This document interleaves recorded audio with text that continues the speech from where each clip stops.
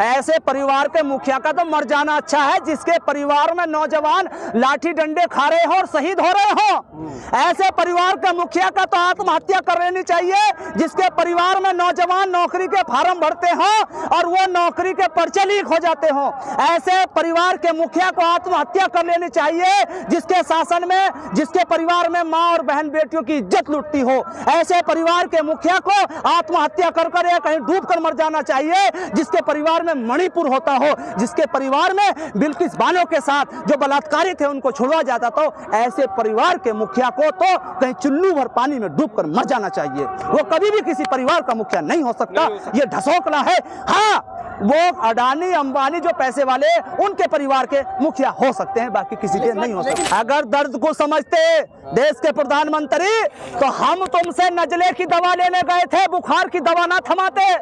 हम आपसे एमएसपी पर कानून की मांग करने गए थे, आप हमें रात को एसीसी का कानून नहीं देते, सीए का कानून नहीं देते, मांग कोई और कानून कोई और सी दे रहे हैं। अरे वाह मोदी, वाह जी वाह प्रधानमंत्री, क्या कहने तुम्हारे, क्या जलवे हैं, क्या जलवे हैं मोदी जी, वो प्रधानमंत्री जी, वाह भाई वाह। हम दिल्ली आए हैं देश को बचाने के लिए, किसान को बचाने के लिए, मजदूर को बचाने के लिए।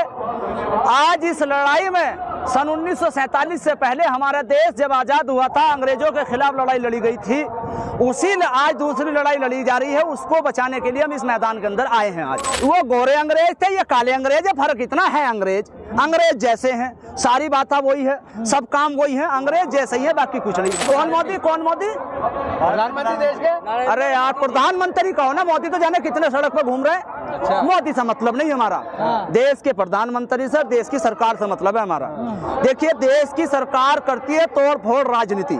जैसे हमारे ये जो किसान भाई आंदोलन करते हैं, जो इनके राष्ट्रीय अध्यक्ष हैं, उन्हीं आंदोलन में दो संगठन करा दिए, किसी को गाड़ी दे दी, किसी को गनर दे दिया, वो तलवा चाटू, उनके यहाँ तलवे चाटने चले गए हैं। पर मैं कहना चाहता हूँ सरकार से, जो मिशन के हैं और जो हमदर्द हैं, वो किसानों की लड़ाई लड़ते रहेंगे, और जो कमीशन खोर और दलाल है, वो तुम्हारे तलवे चाटते रहेंगे। इस लड़ाई को कोई रोक नहीं सकता जब तक एमएसपी किसानों की नहीं मिलकर रहेगी।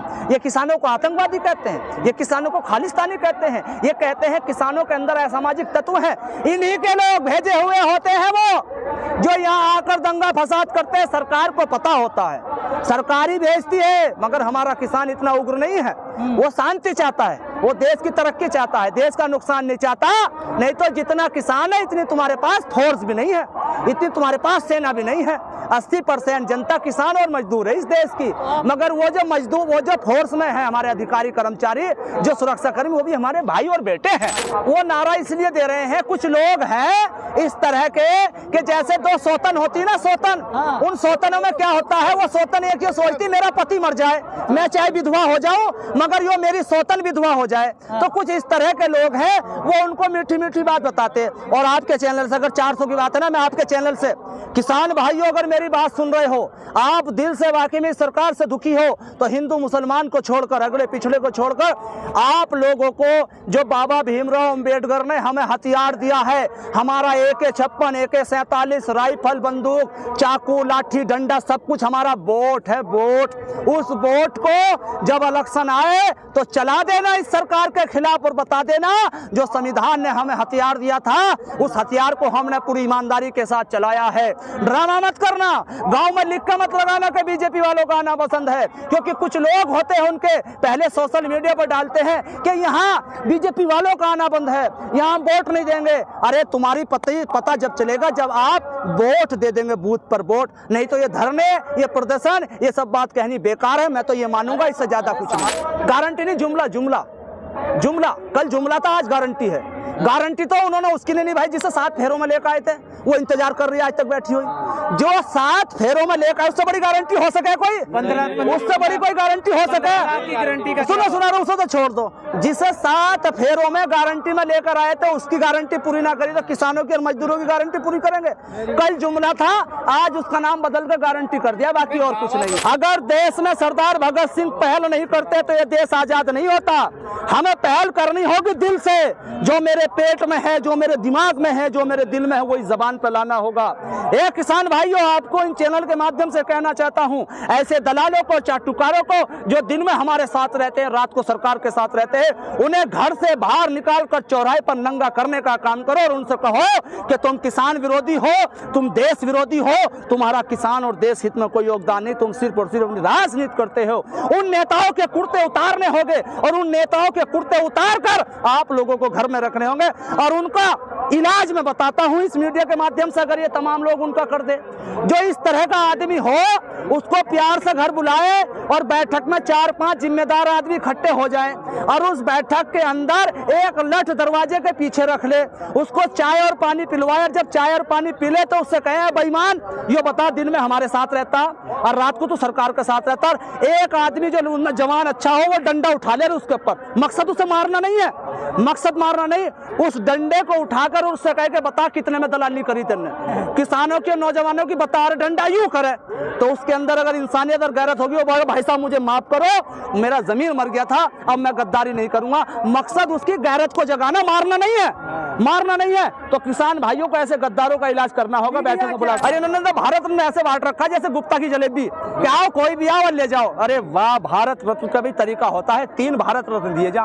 मैं इतना बड़ा जानकार तो नहीं, पर मैंने सुना है आप लोगों से कि 3 दिए जा और तुमने 5 बार दिए, 5 भारत रत्न। और 9.5 साल से कहां सो रहे थे बेईमानों? 400 पार नहीं, भाजपा फरार रहे। चौधरी चरण सिंह के सपनों को घोट कर, गला घोट कर और अपनी सरकार बनाने वाले, मुझे शर्म आती है कि आप चौधरी चरण सिंह जी के पोते हैं।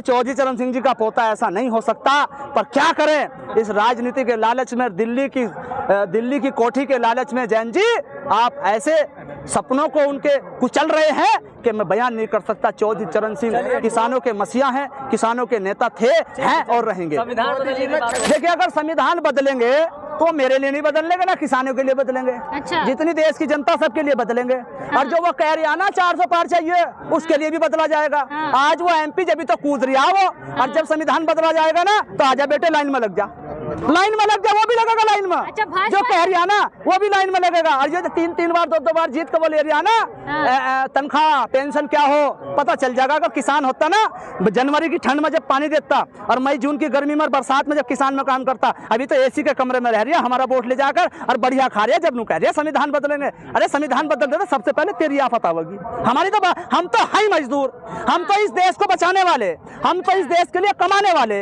हम तो दिन रात मेहनत करते, हम कल भी मेहनत करेंगे। बदलो संविधान जब तुम्हें संविधान बदलना। मगर ये जो कह रहे हैं ना, ये चमन्नी जैसे चमन्नी चोर, इनको पता चलेगा संविधान क्या हो। क्या मैं देश के प्रधानमंत्री को संदेश देना चाहूंगा, आप देश के प्रधानमंत्री एक समाज के, एक वर्ग के, एक जाति के नहीं है। आपको सबको साथ लेकर चलना चाहिए। आपने कहा था सबका साथ सबका विकास, मगर वो सबका साथ ना सबका विकास वो कोरी बकवास साबित हो गई है। अच्छा। देश के प्रधानमंत्री जी, आपको सबको साथ लेकर चलना चाहिए। या फिर ये बताए आपको डर क्या है? ये किसान आपके साथ खड़ा होगा। ये बताओ कौन से उद्योगपति ने तुम्हारी नस पकड़ रखी है? बताओ कौन सी ED और CD ने तुम्हारी नस पकड़ रखी है? अरे प्रधानमंत्री तुम बाहर आओ और बताओ, ये किसान मजदूर का नौजवान तुम्हारे साथ खड़ा होगा कंधे से कंधा मिलाकर। अच्छा। किसान की हालत उस मजदूर किसान ने ऐसी कर दी है। मैं ऊपर से कैसा लग रही है आपको? हाँ। बढ़िया लग रहा है ना? ठीक लग रहा है। मोदी जी भी ऐसी है, देखे मेरी अंदर से हालत देखो, किसान के देश की हालत ऐसी हो गई। अंदर से ऐसा है किसान, फटा हुआ, खराब, गंदा। अगर एक किसान चला जाना कहीं चाय पी ले होटल में तो इनके कैमरे लग जा, किसान ने चाय पी, और वो किसी की गाड़ी में बैठ जाए धोखे से तो यूं कहे किसान तो फॉर्च्यूनर में घूम रहा, किसान तो 5 स्टार कौन सा होटल हो वो उसमें चाय पी रहा। अरे बेईमानो, हर जगह छोटा और बड़ा आदमी होता है। किसान को ये चाहते हैं रोड पर रहे, किसान सिर्फ मांगने वाला रहे, किसान सिर्फ कमाने वाला रहे, बाकी और कुछ ना रहे। ये देश के प्रधानमंत्री से मैं कहना चाहूंगा, 80% को देखो, 20% को नहीं। 20% को देखकर कभी भी देश तरक्की की ओर नहीं जा सकता।